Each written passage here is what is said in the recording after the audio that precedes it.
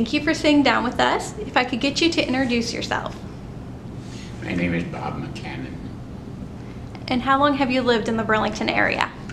Well, I was raised here, and I left for college, of course, and then I went to New York and was there for a long time and came back in 1980, and I've been here ever since, consistently. I had a business here.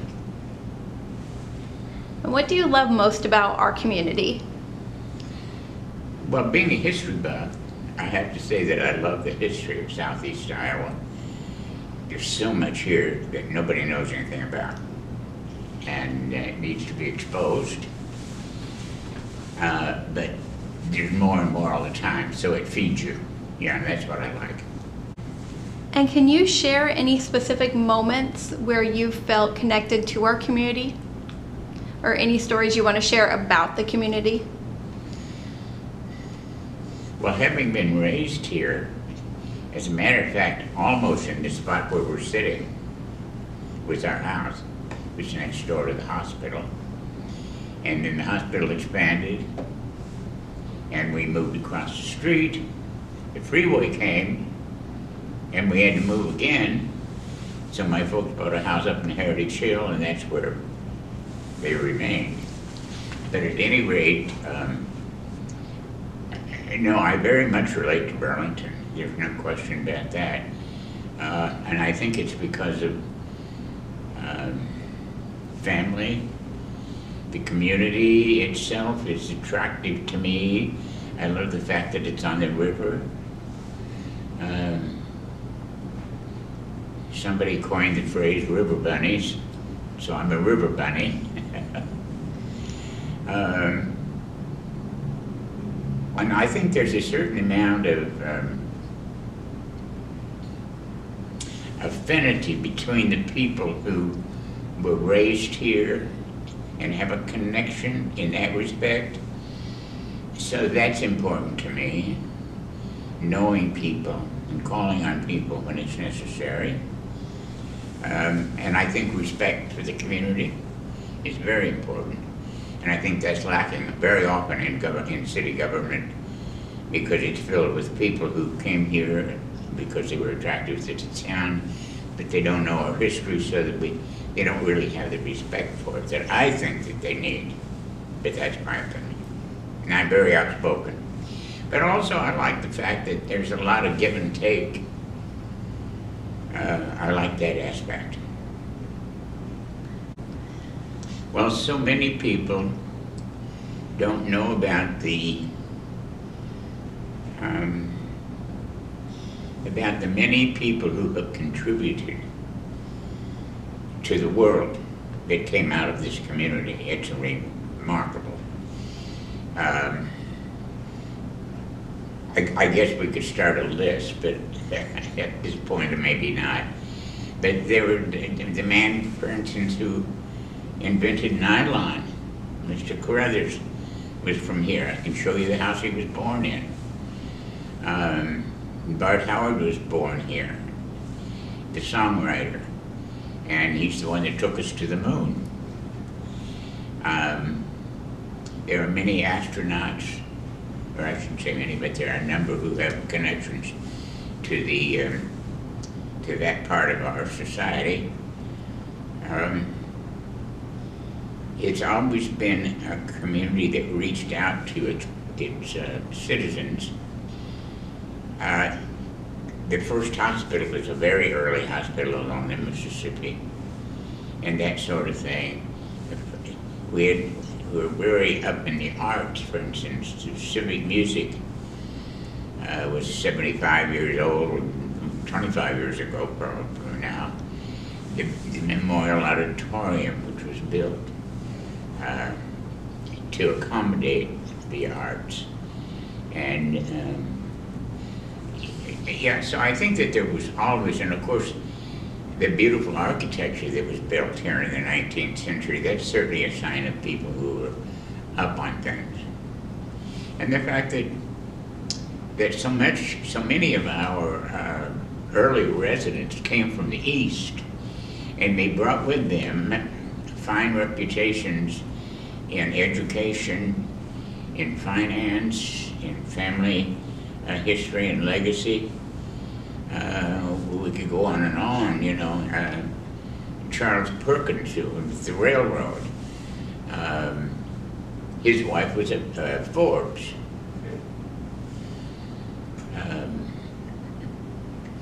There's the Rand family, and that family is still going out there someplace.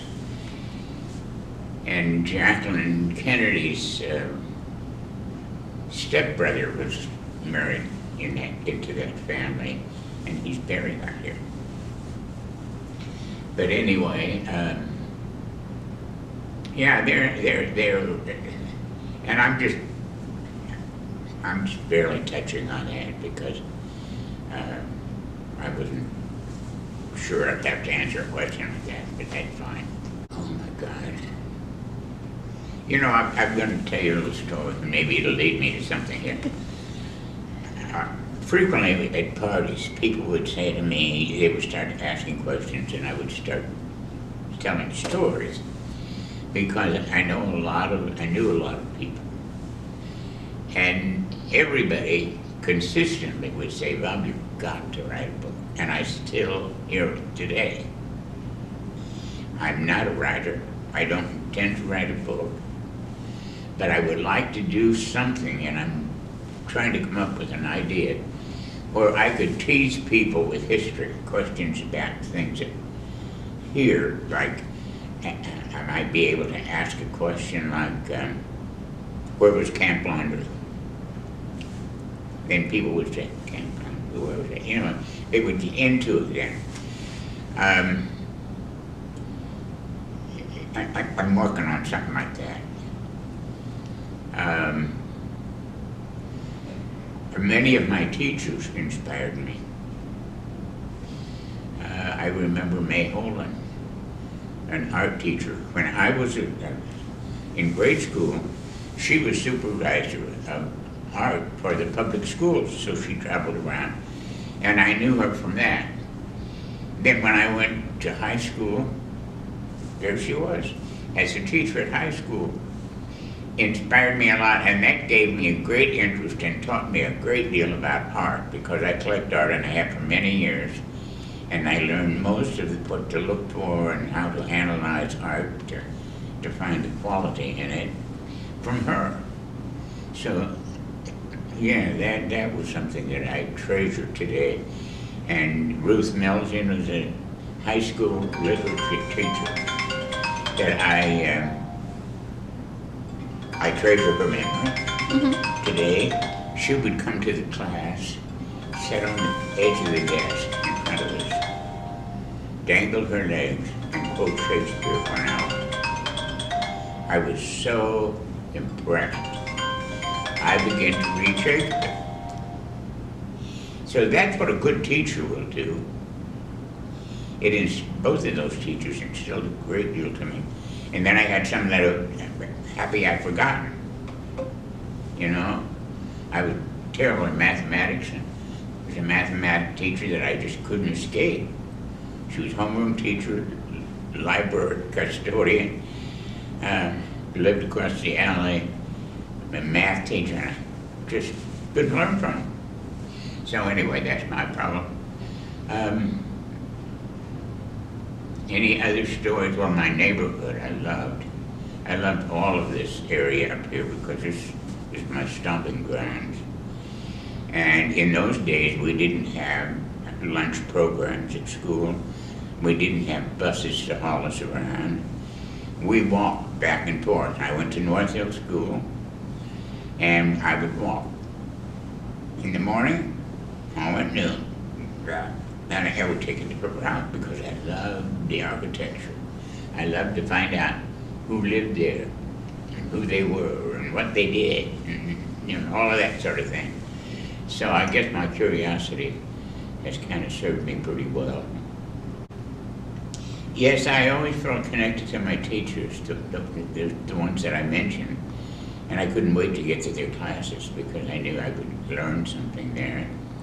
I was not particularly social in school, but I had my own little way of dealing with it, I guess, like my path back and forth to school and all that kind of, even in high school, I went to BHS, and I would walk back and forth. See, so I learned a lot about the downtown stores.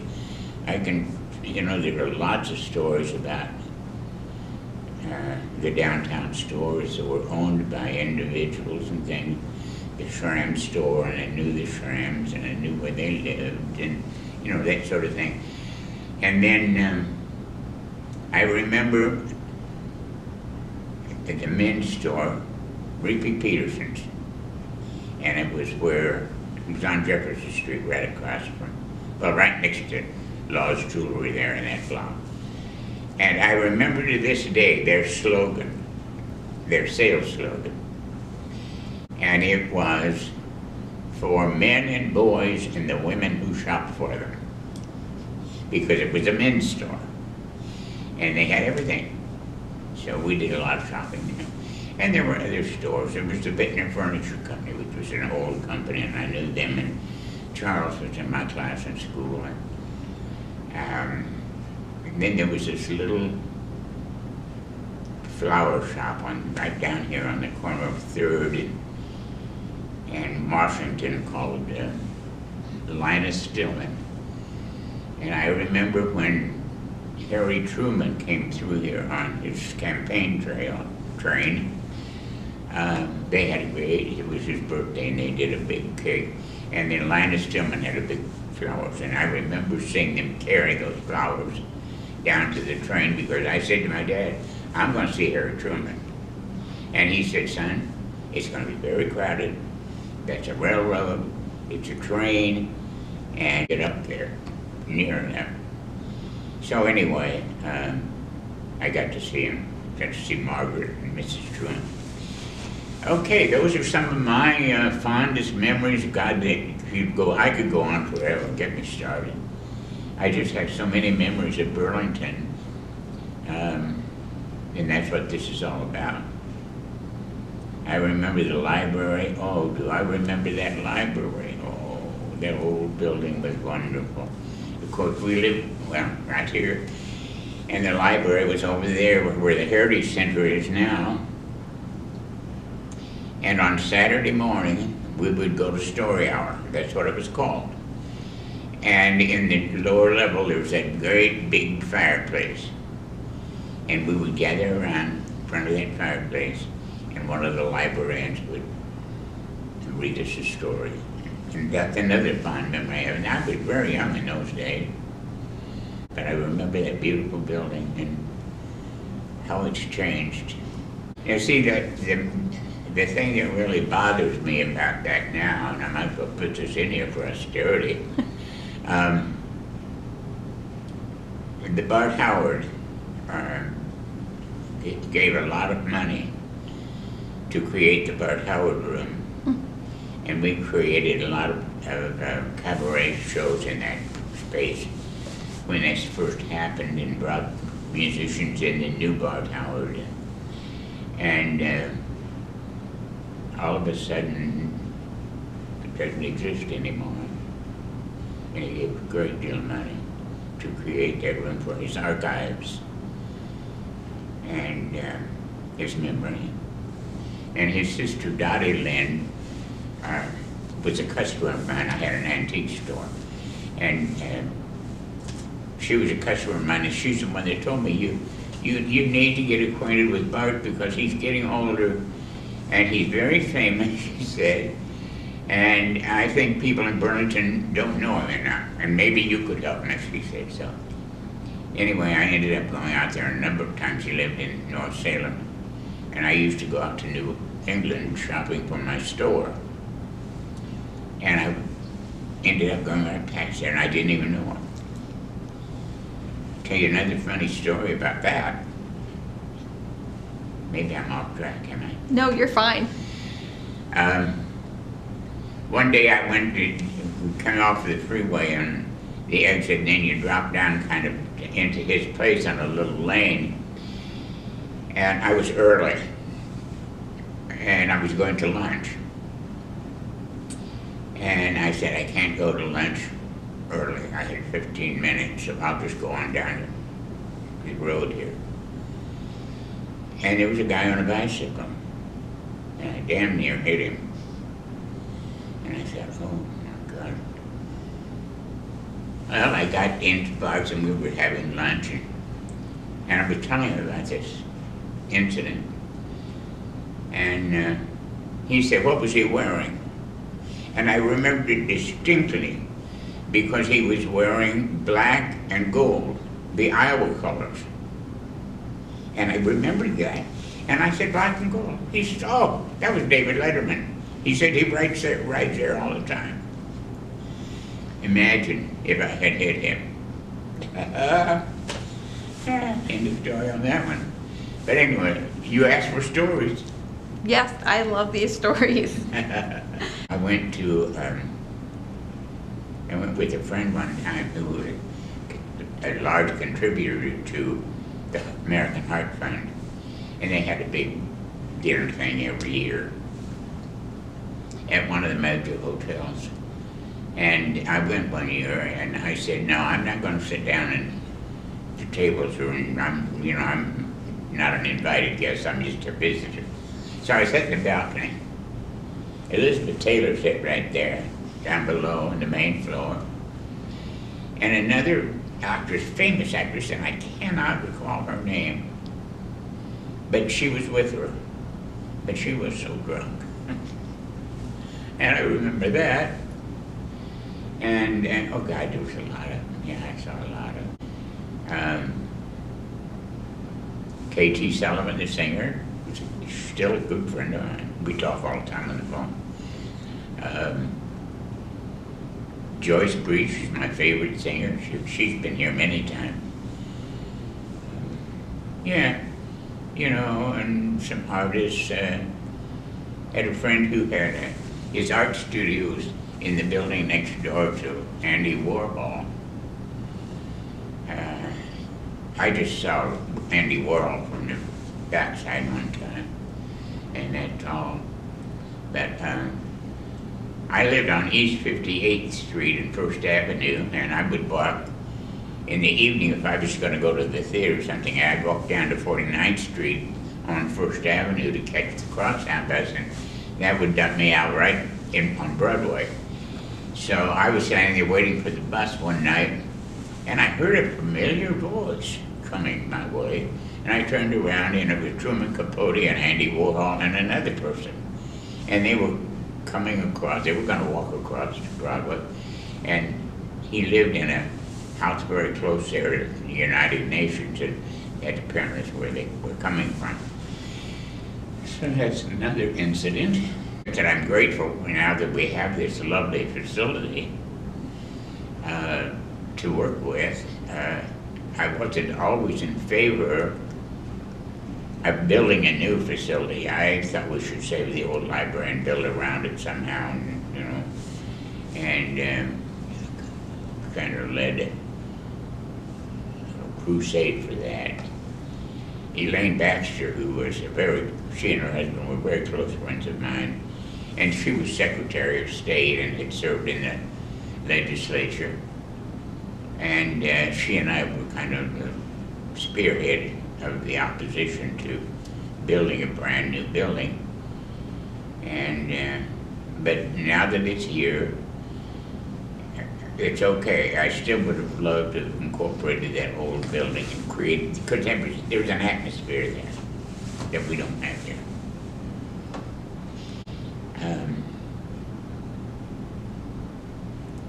There's another thing.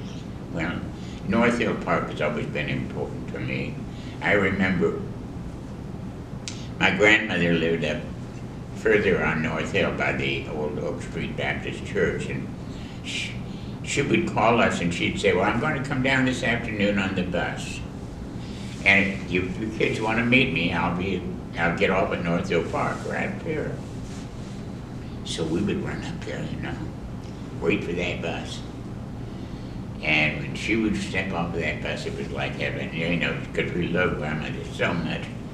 And that was kind of a story that I always remember. The city bus line and her getting off there. So when we put in new light posts in North Hill Park, I wanted to commemorate that. So there's a light post up there with that on it. Yeah. Yeah, see, you get me going. I can't shut up. Nope, that's perfect.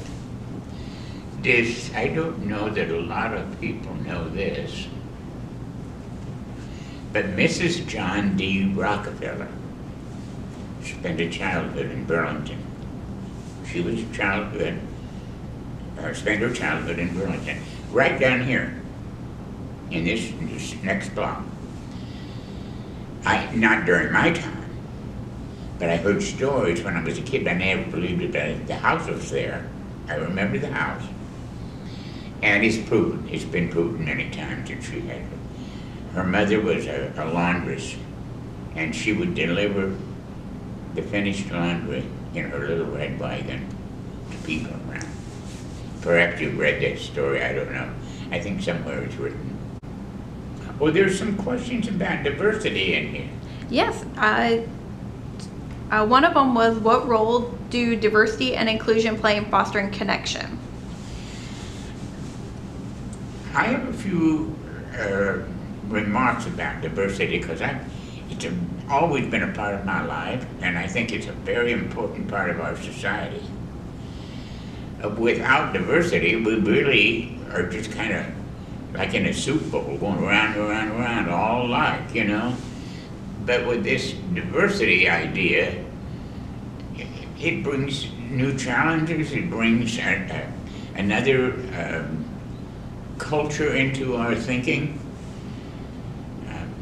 I like that a lot, and I remember up here at North Hill School, we'd have recess. There was one black guy in my class, and of course he was shunned by everybody, because that was a day when our parents had attitudes that reflected on, you know, the Civil War era, because that was their family that came up, you know, through that. So I heard all this other stuff, but Tom was a great guy, and we used to go behind the tree and sit there while the rest of the kids were playing ball or whatever, because he was shunned and I didn't like it. So we would sit there and talk, or maybe homework or something, I don't know. And he lived down on Brook Street. Yeah, and I remember him, and he added a great deal to my formulating ideas about how I would, in my life, incorporate a better attitude about diversity. And I think the same thing is true today with what we're going through in the immigration situation with Trump. It's a big mistake, because when we add different cultures to our society, it is so rich, so rich. And it's been a great deal, it meant a great deal to me. And I think the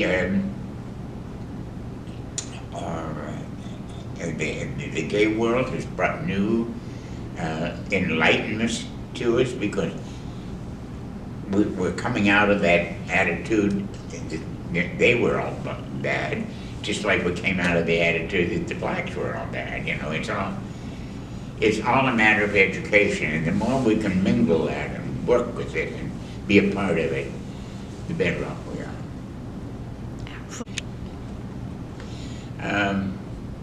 It used to be that the gathering place was the churches. That's not so much the case anymore. And I don't know whether it's the fact that we're losing that ability to appreciate the churches and religion, or whether it's an expansion of our thinking or education, but we're getting away from it. But today, I think the gathering places are places like the Art Center, the public library, because it has to be a place where we can not just fill our minds and improve our minds, but our souls and our hearts. And I think that certainly the library and the Art Center does that. And the music world here is good. Yeah, and we need to bring fresh voices into that. But I think those are some of the gathering places today. Absolutely. Well, I won't take up any more of your time, but I thank you for sharing all of your stories. I am so delighted because this is easy. I had some intimidation about it, but I no longer do.